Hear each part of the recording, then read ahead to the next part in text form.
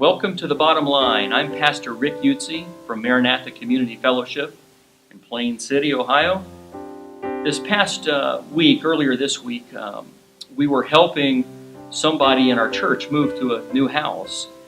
And I noticed something I thought was kind of peculiar as we were moving, and that is there were people of all ages there. There were people in their 20s, 30s, and 40s, but there were also people in their 60s and even 70s that were helping move. Now, those in their 70s certainly couldn't lift the heaviest objects that were being moved, but they were still there, earnestly working, providing a huge help to those in need as they were carrying lots of things out of that one house into the new.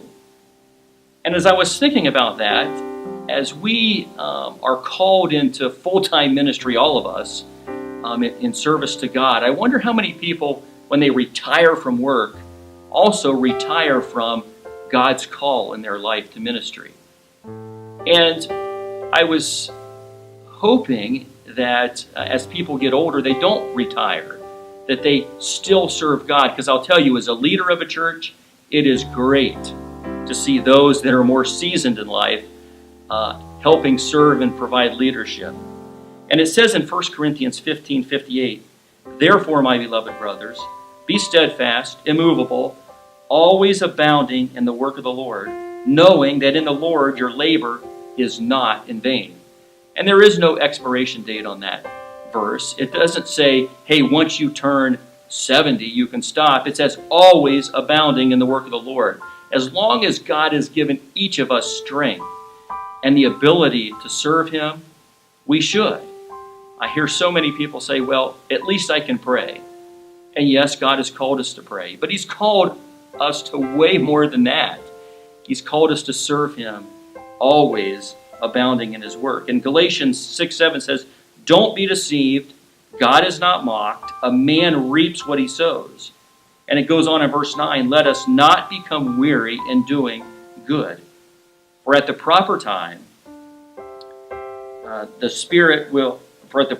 we will reap a harvest if we do not give up.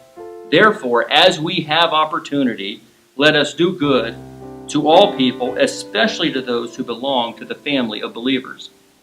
You know, if God has blessed you with resources and time after your retirement, look at the opportunity that He's given you to serve Him in serving others.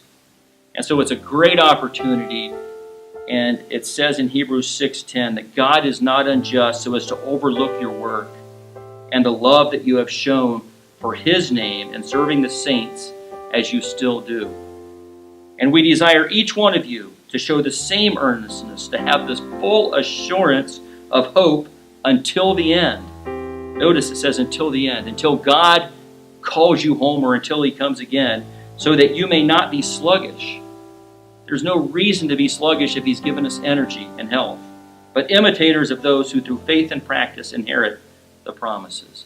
We have great promises. God promised He won't overlook anything. And so the bottom line is, all of those, whether they were in 20s or 70s, who were helping move that family into their new home, God saw it, and He will reward and repay those who don't weary in doing good.